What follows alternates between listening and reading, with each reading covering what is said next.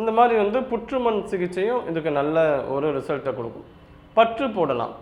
எப்படின்னா என்னென்னலாம் யூஸ் பண்ணணும்னா மஞ்சள் எடுத்துக்கணும் தேவைக்கு, அடுத்தது கற்றாழை ஜெல்லு, அடுத்தது வசம்பு, கருந்துளசி இலை, இது 4 எடுத்துக்கிட்டு மிக்சியில் வந்து எடுத்தோடனே இந்த வசம்பு வந்து அரைக்காது.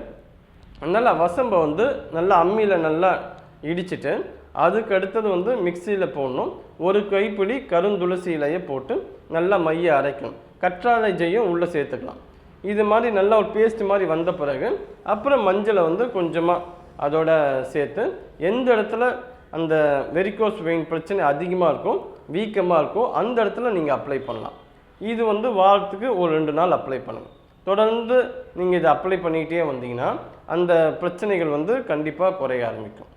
வேறு என்ன முறையை பயன்படுத்தலான்னு பார்த்தீங்கன்னா, நீங்கள் வந்து நார்ச்சத்து உணவுகள் சாப்பிடும்போது எது ஈஸியாக டைஜஸ்ட் ஆகுதோ அதுதான் வந்து சாப்பிடணும். இதில் உணவை வந்து கட்டுப்பாடு அவசியம். எதெல்லாம் வந்து எளிதாக ஜீரணம் ஆகாதோ அந்த உணவெல்லாம் நீங்கள் எடுக்கணும். என்ன மாதிரினா அவாய்ட் பண்ணணும். வெரிகோஸ் வெயினுக்கு என்ன மாதிரி உணவுகள் சாப்பிடக்கூடாதுன்னு பார்த்தோம்னா, எண்ணெயில் பொரித்த பதார்த்தங்கள் வந்து சாப்பிடக்கூடாது.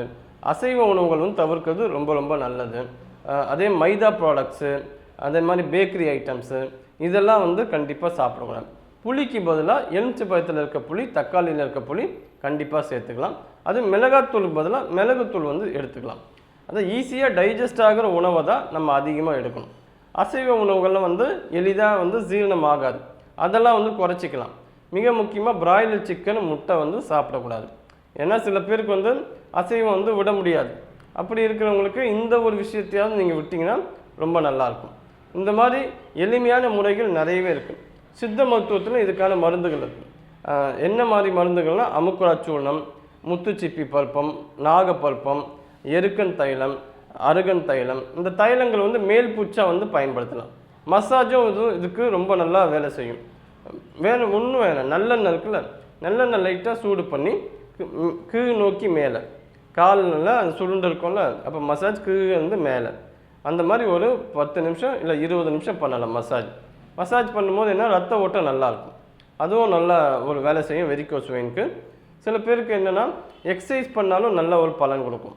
யோகா பண்ணலாம். என்ன மாதிரி எக்ஸசைஸ் பண்ணணும்னா தாடாசனம், பத்ராசனம், புஜங்காசனம், சூரிய நமஸ்காரம், பிராணயாமம், மூச்சு பயிற்சிகள் வந்து நீங்கள் நல்லா பண்ணிட்டீங்கன்னா ரத்த ஓட்டம் வந்து நல்லாயிருக்கும்.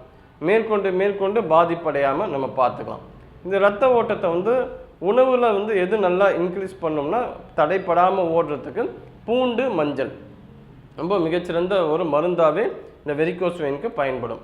பூண்டு பால்னு ஒரு ப்ரிப்ரேஷன், அதாவது 4 பல்லு பூண்டை ஒரு பசும்பாலில் காய்ச்சிட்டு முதல்ல பூண்டை சாப்பிட்ணும். பூண்டை சாப்பிட்ட பிறகு பாலில் வந்து மஞ்சள் தூளும் மிளகுத்தூளும் தேவையான அளவு போட்டு இரவு மட்டும் குடிச்சிட்டு வரணும். தொடர்ந்து குடிக்கலாம். இப்படி குடிக்க என்னென்னா வெரிகோஸ் வெயினோட பிரச்சனை வந்து கண்டிப்பாக படிப்படியாக குறைய ஆரம்பிக்கும். பூண்டு பால் வந்து பல விதத்தில் வந்து சிறப்பான ஒரு விஷயத்தை கொடுக்கும். நோய் எதிர்ப்பு சக்தியை நமக்கு நல்லா எடுத்துகிட்டு வரும். ஏன்னா அதில் இருக்கிற கண்டென்ட் அப்படி பூண்டு வந்து அவ்வளோ ஒரு பெஸ்ட்டு இந்த வெரிகோஸ் வெயினுக்கு. இந்த மாதிரி அதை வந்து பயன்படுத்தலாம். எக்ஸசைஸும் யோகாவும் நீங்கள் பண்ணலாம், மூச்சு பயிற்சி பண்ணலாம். அடுத்தது முத்திரை பண்ணலாம். வெரிகோஸ் வெயினுக்கு ஏற்ற முத்திரை வந்து ருத்ர முத்திரைன்னு வாங்க. அது எப்படி பண்ணணும்னா இதுதான் அதோட பொசிஷன். கட்ட விரல், ஆள்காட்டி விரல், இந்த 4வது விரல், இது 3 வந்து ஒன்றிணையணும். நடுவுரலும் சுண்டு விரலும் நேராக பார்த்த மாதிரி இருக்கணும். இதுதான் ருத்ர முத்திரை. ருத்ர முத்திரை எப்போல்லாம் ஓய்வாக இருக்கீங்களோ அப்போல்லாம் நீங்கள் பண்ணலாம். இது வந்து எப்படி சப்போர்ட் பண்ணுதுன்னா ரத்த ஓட்டத்தை வந்து அதிகரிக்குது. தடைப்பட்ட ரத்த ஓட்டம் இல்லாமல் நம்ம பார்த்துக்குது.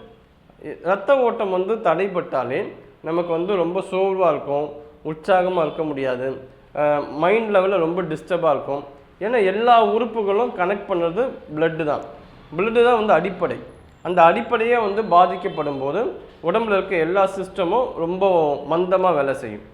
அதுக்கு வந்து இந்த மாதிரி பயிற்சிகளை வந்து நீங்கள் தொடர்ந்து பண்ணிங்கன்னா அதில் வந்து ஈஸியாகவே வெளியே வர முடியும். நன்றி, வணக்கம்.